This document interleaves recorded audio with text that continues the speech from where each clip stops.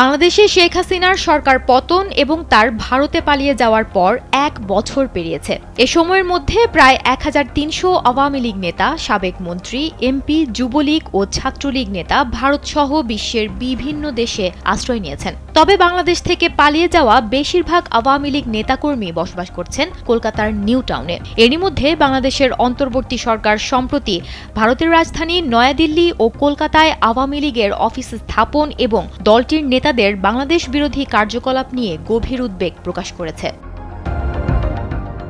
বাংলাদেশের অন্তর্বর্তী সরকারের কঠোর অভিযোগে দিল্লি এবার সরাসরি সাফাই দিয়েছে। আওয়ামী লীগের নেতারা ভারতের মাটিতে বসে বাংলাদেশ বিরোধী কার্যকলাপ চালাচ্ছেন।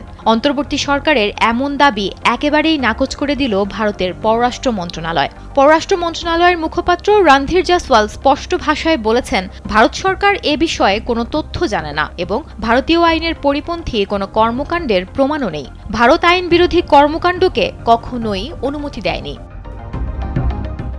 ২০ আগস্ট পররাষ্ট্র মন্ত্রণালয়ের এক বিবৃতিতে অন্তর্বর্তী সরকার উদ্বেগ প্রকাশ করে জানায়, সম্প্রতি দিল্লি ও কলকাতায় আওয়ামী লীগের অফিস খোলা হয়েছে।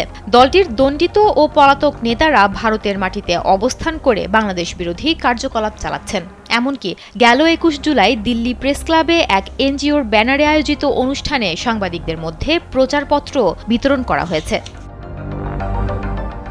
বাংলাদেশ সরকার এ ঘটনাকে বাংলাদেশের জনগণ ও রাষ্ট্রের বিরুদ্ধে সরাসরি অবমাননা হিসেবে উল্লেখ করে সতর্ক করে দেয়, যা দুই দেশের বন্ধুত্বপূর্ণ সম্পর্কে বড় ধরনের আঘাত হানতে পারে।